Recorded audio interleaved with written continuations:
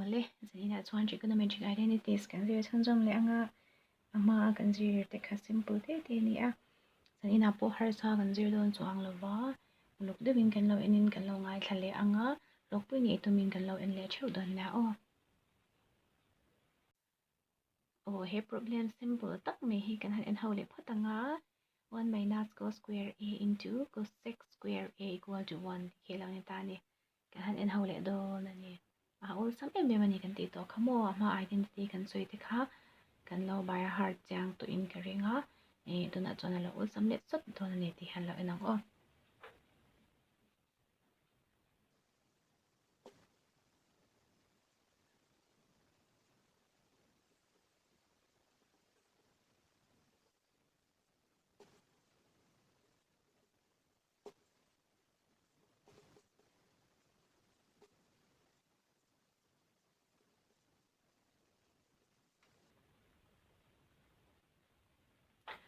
le ta hianin 1 minus cos square a into cosec square a equal to 1 alo ni ta hian 1 minus cos square a chon sin at luk ti kha ma thain kan lo zir to khamo to 1 minus cos square a ya hian sin square a kan lo dat ta 1 minus cos square a ya hian hi sin square a hi lo ni ta ni ti chuanin cosec chu anga in kan la ta right hand side po angai helhem pe lampang left hand side char hi 1 ni dira kan tu mani right hand side tu 1 ni dira kan tu ma ti chuanin sin square a in kan la ta sin square a ngai in kan la ta cosec kha enge sin nen hian in kung kai na anei thayem ti te kan han zong le le ta char ma kan nei to chua to thin ang hanin helaya point om hi puntir na ti na ni puntir na ti na ni ti chuan cosec chuan 1 by sin square a ti atluk ti kha kan lo mu chuak le ta cosec chu sin ling cha kan ti khamo chu ti ni chuanin cosec square a kha 1 by sin square a in kan lo da le thei ta chu ti ni chuan sin pani kha sin le sin te kha kan han cancel a 1 left hand side to equal to right hand side alo chuak le ta ni one simple chin em zero thil har sa kha ni lo kan ti khamo question a po in exam huna po thil har sa deuh kha ron chuak don mi lo ania kan sha tur ber chu identity te anin relate na anin kung kai na kha chiang de kan sha chuan in po kha har sa lo te in kan chu thei lo na ni chuan he problem chu kan lo zo le ta this is a question kan han solve ta ka chang kha ni question number 3 chap the exercise 12 question number 3 ni ni mi khamo ti chuan in khami kan solve tak mangkan in 4 le 5 te ka chol sam de win kan chu thei don ta a chu dan ka har salowa in ang de ringa chu dan kha chu wam chuan in question zong zong ka chu kan en don lo kan ti to kha ti chuan tu na chuan question number 7 kan enanga question number 7 a chuan in cosec a plus sin a into cosec a minus sin a equal to cos square a plus cos square a ti kan lo nei ta ani hi a left hand side le right hand side ke input pi kan lo tum le don ani tu na lo en le sinang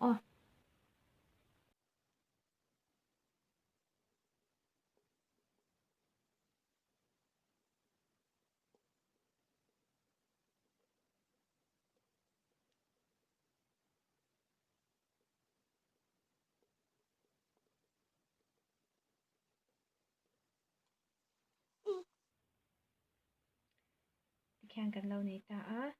mo kyan hi engding ye lo chwa kan ti chuanin cosec a plus sin a cosec a minus sin a lo nei ta ani hi kan sha dan tur chuanin a plus b a minus b kha formula ha kan sha emo a plus b a minus b algebra mi khamo khang ho kan chor chang kai do na chu a square minus b square formula kha ni ta ni a square minus b square formula khamo cosec kha a ni sin kha b ni a square minus b square formula a square minus b square equal to a plus b a minus b kan ti thin khamo kha kan lo mang tang kai de me ni heta po hian tu na hi kan lo enang luk de kan lo enanga hi chu question mi kan han la chuak le tian ka han la chuak le sar phota left hand side le right hand side kan han zia ka ti chuanin cosec a plus sin a cosec a minus sin a ti chu a plus b a square plus b square a square minus b square formula ha lo ni ta ani hei hi mo a square minus b square formula algebra akan zir kha kami kha he ta hang kan apply dei me ni algebra te a formula kan lo zir ho ka lo tangkai vek me ya in kum kai vek ni kami formula kan apply a hei a square cosec hi a tihna mo a tihna ni a sin hi b tihna ani heta formula kan apply chu a square minus b square formula khamo he a square minus b square chu a plus b a minus b ani khamo a plus b a minus b he a plus b a minus b mo a plus b a minus b ani kha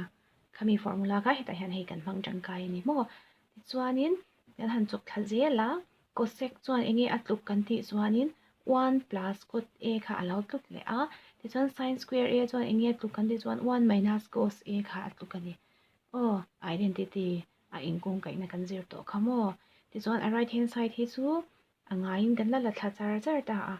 ti chuan helai a hen engtin nge hi lo chhuak kan ti chuanin he helai bracket pawh mi le bracket chunga mi hi kan puntir do ni puntir kan ti cha chuanin he 1 plus cot square a hi chu ti dang lamangai lo ta a ti chuan hei bracket hi kan lo chat don ta a i class niam la panga kan zir to khan bracket chat chu kan thiam vek to khamo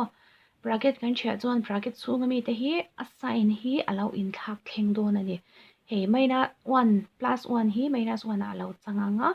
minus cos kha plus cos alo ni ta a tro he a chung lama an sign put kha bracket kan han chat zia kha an sign ka alo in thak thleng ta a plus 1 helaya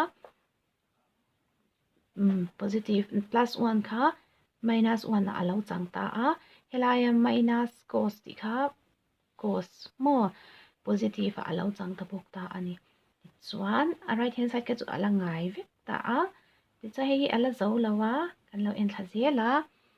cot square a plus cos square a hi ingdinge lo chwa kan ti chuan hei helai hi 1 minus 1 le helai plus 1 hi alo in cancel chi ata ni he kan cancel chi a ala bang zong chu cot square a le cos square a hi alo la bang ta ni oh chan hei abang zong khati hian kan han ziak thata a hnuaya kan ziaka right hand side nen alo in tluk chia ta ni ti chuan he problem chu alo in tluk thei ta ti ha kan proof le ta har sa lo in ti em uluk tu win kan lo en don ya oh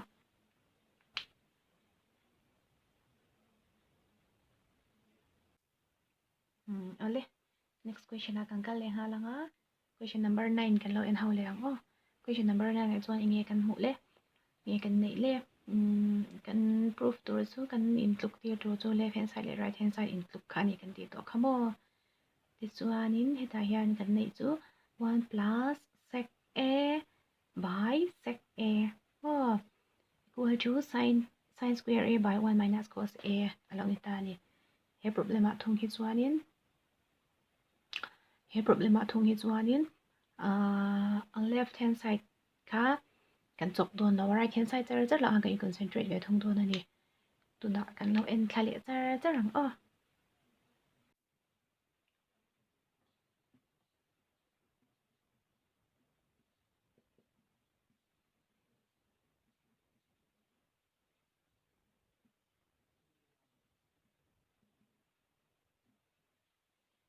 sin square a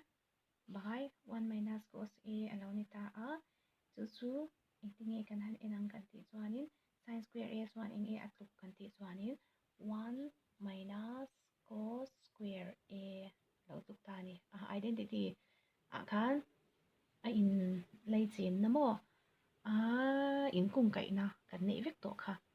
sin square a chu 1 minus cos square a ani nena in tuk ani ti ha kan ho to khamo ti chuan he left hand side hi chu ti hian kan da rek ri ang he a he lampang char hi kan chok thale char ri do na ni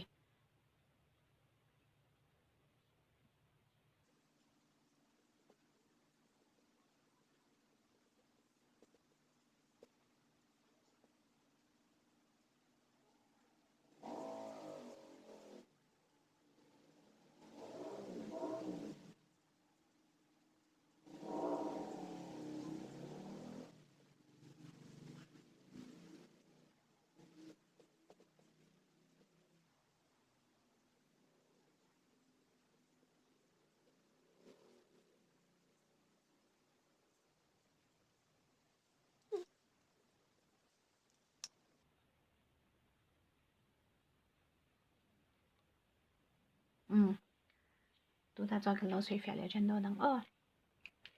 left hand side hi chu kan chok don lo kan ti khai tai chuan mo ol sam zo ka right hand side changa chu chwa kha ol sam zo ka chu bang chuan right hand side changin hi lampang atang hian kan chok don hi left hand side le right hand side kan han chen sang phota ti chuanin heta hian sin square a chuanin 1 minus cos square a atluk ka ti to khamo ti chuan 1 minus cos square a hi kan lo chen sang don ta ani 1 minus cos square a hi engting nge kan ti tet le ang chen chan dan te lo mem ti kha kan han nei to ta ama a kan sui ang bok khani a square minus b square formula kan lo hang le theita ani a square minus b square formula kha a plus b a minus b ti khamo kha kan lo hang le theita a chu chu engting nge kan man thei kan ti chuan 1 square em 1 hi a ni a 1 square cos b square kan kan hu thiam mai em chu ti ni chuan a minus b a plus b he ta hian a 1 hi a angani a cos hi b angani he po a angani a hi b angani mo kan chiang em kan sha thiam mai ka ringa ti chu a hnoi lampang hi chu anga hin kan na thla a ti chuan he mi te pani hi he 1 minus cos a 1 minus cos a lo om ta ti hian kan han cancel thei ta ni ti hian mo cho ala bang 1 plus cos a kan han ziak ta a 1 plus cos a hi ala bang a ti chu 1 plus cos a chu ti dan tur te alo mem han chen shan dan tur le in relationship dang te ala nei em ti ha kan han zong chuak le ta a 1 plus cos hianin 1 by sec a mo 1 by sec theta kha alo thuk le cha ta ni ti chuanin cos a ya hian 1 by sec theta in kan da ta a chan chu a left hand side ne na in tluk tir kan tum char char khamo sec lampang kha hoi tir kha kan tum char char ani chu wang chuan 1 by sec a in kan han da le ta a ti chuan 1 by sec a chu he 1 hnuai a hian 1 pakhat awm khamo LCM kan han la a sec plus 1 by sec equal to 1 plus sec a by sec a or sec a kan ti mai a hi chu theta ti na nen khana in ang renga i buai na tur engma om lawa ti chuanin he ta left hand side ami le he ta right hand side ami kan mu kha lo in tluk chia ta ni ti khanin he equation chu kan lo zo le ta a uluk dewin kan enanga kan lo ziranga he chair a har lawin ka ringa uluk dewin kan lo en don nia ti chuanin tu chung video tan chuan khati zong khati le ta phot sela uluk dewin kan lo ziring kan lo bel chianga nga identity te a in kum kai na kha kan sha chian em anga yatin i algebra lampang ka kan formula te kan mang tangkai em bukan ni khang te kha kan lam chhia mai theilo heta hian in kum kai vek te kan lo shele bukanga ti chuanin in lo hlawkpui nge ke ringa next video wa te in hmu le theuh kan tum don nia